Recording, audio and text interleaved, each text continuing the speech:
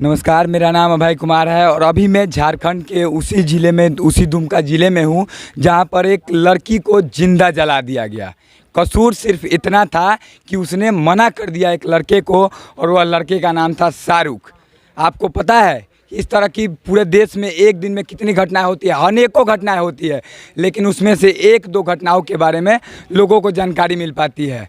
लेकिन अभी तक यहाँ के जो स्थानीय विधायक हैं हेमंत सोरेन के भाई बसंत सोरेन अभी तक नहीं आए हैं। हालांकि बाकी दलों के नेता विधायक मंत्री आ रहे हैं।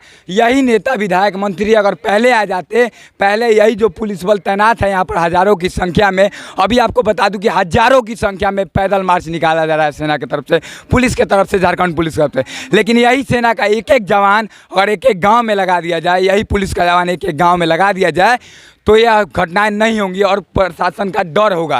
लेकिन कहीं ना कहीं देखिए बारिश हो रहा है यहाँ पर और सच की जो बात आती है वहाँ पर बारिश शुरू हो जाती है। आपको भी पता है यही वह घर है, छोटा सा घर है, कहीं नहीं तो कहीं यह परिवार एक गरीब परिवार है जो कि देख सकते हैं, घर से आप अंदाज़ा लगा सकते हैं। उनके पिताजी से जब हमने बात किया तो उनके पिताजी ने बताया कि हम लोग गरीब इंसान हैं, हम लोग इलाज नहीं करा पाए ठीक से और सरकार की जो व्यवस्था है झारखंड सरकार की वह सही नहीं है। AC नहीं था वहाँ, इलाज चल रहा था। AC अगर होता, अच्छा व्यवस्था होता तो शायद वो लड़की बच सकती थी। लेकिन सवाल यह है कि आखिर यह घटनाएं क्यों हो रही है?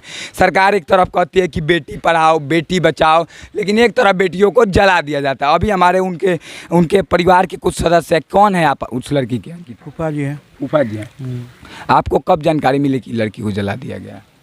बस जलने के 5 मिनट बाद। 5 मिनट कॉल गया था आपको? कब से आप यहीं पे हैं? कॉल गया था, आवाज़ आ रहा था घर से, बगल में मेरा घर है वही। अच्छा, घर आपका बगल में ही। एक बात बताइए, इसके पहले अंकिता के पिताजी ने बताया कि कभी बताया नहीं, लेकिन सुनने में यह भी मिल रहा था, कुछ चैनलों पर हमने देखा कि कहा जा रहा है कि पहले से ये लोग संबंध में थे, उसके बाद कुछ झगड़ा। इसमें कितनी सच्चाई है?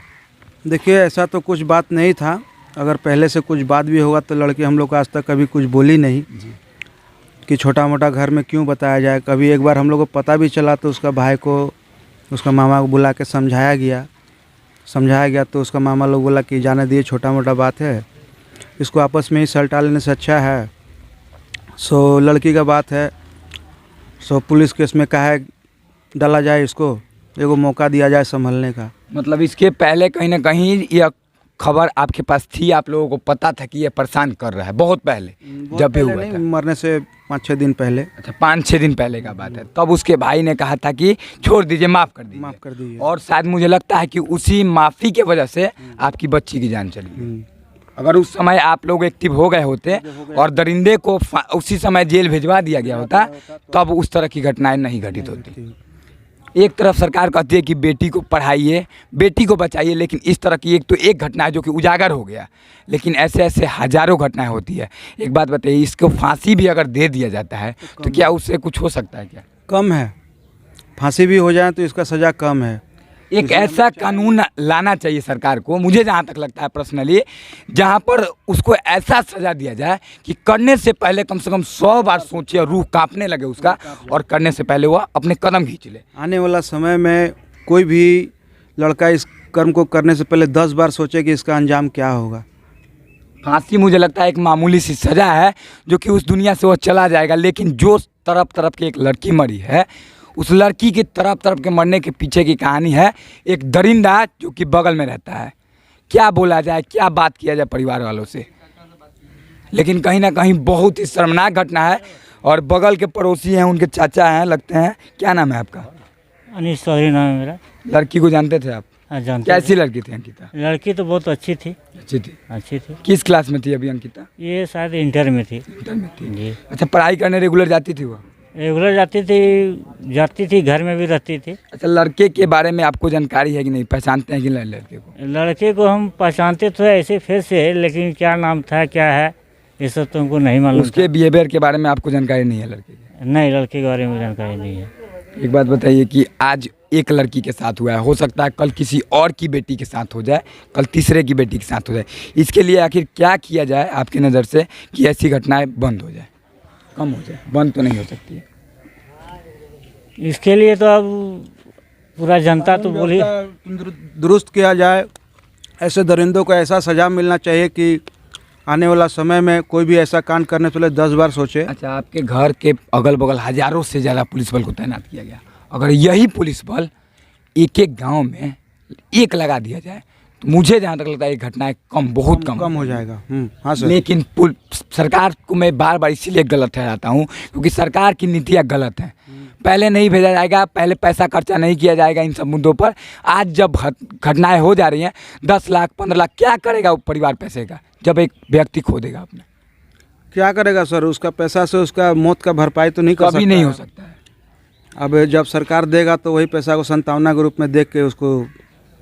चलिए मुख्यमंत्री जी, आप रायपुर में पार्टी मनाते रहिए और झारखंड के लोग तड़पते रहेंगे। क्या बोल रहे हैं आप? हम लोग के क्षेत्र से, दुमका क्षेत्र से मुख्यमंत्री बने हेमंत सोरेन, बसंत सोरेन विधायक बने, जनप्रतिनिधित्व हैं हमारे दुमका के, लेकिन इतनी बड़ी घटना में पिताजी 6 बार विधायक रहे जी, और सांसद भी रहे और उस कई बार। क्षेत्र का जब यह हाल है, ये हाल है तो और क्षेत्र अब झारखंड का पूरा क्या हाल होगा आप समझ सकते हैं।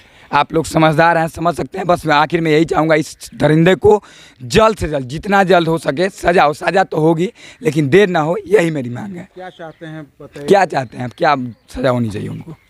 क्या अब आप लोगों का जो इरादा होगा वही। मेरा नहीं, आप लोग, आपकी परिवार है, आपका घर। हम लोग तो खैर बिहार से आए हुए हैं, लेकिन आप क्या चाहते हैं, क्या सोचते हैं, क्या सजा होनी चाहिए? बहुत आदमी का मुंह से सुन रहे हैं फांसी, दूसरा तो कुछ सुन नहीं रहे हैं। दूसरे का मुँह से नहीं सुना, हमको आपका मुँह से सुना। आप क्या चाहते हैं? बस फांसी ही चाहते हैं। देखिए सब कोई फांसी चाहता है और चाहने और नहीं चाहने से कुछ नहीं होगा। सरकार जगह कम से कम हो सके तो यहाँ से भी सीख ले और समझे कि हमारी बिहार और झारखंड की बेटियाँ जो हैं, ये समझो केंद्र सरकार की भी यह जिम्मेदारी है कि इन सब क्षेत्रों में जब ऐसे घटनाएं हो रही है तो पहले पुलिस बल को तैनात किया जाए, न कि घटना होने के बाद। आप देख सकते हैं हमारे पीछे हज़ारों की संख्या में जहाँ तक जाइएगा सिर्फ और सिर्फ पुलिसिया व्यवस्था दिखाई देगी, लेकिन इसके पहले एक भी पुलिस व्यवस्था यहाँ पर नहीं दिखाई दे रही। चलिए इस वीडियो को ज़्यादा से ज़्यादा शेयर करिएगा ताकि अंकिता को इंसाफ मिल सके। यही हमारा प्रयास था बिहार से झारखंड आने का, दुमका आने का, कि इंसाफ मिल सके। अंकिता को वीडियो को शेयर करके दर्जा तक लोगों तक पहुँचाइए ताकि आक्रोश जो है ठंडा ना हो। अगर ठंडा हो गया तो इस मामले में भी वही होगा जो बाकी के मामलों में होता रहा है। मिलता है अगले वीडियो में, तब तक के लिए जय हिंद।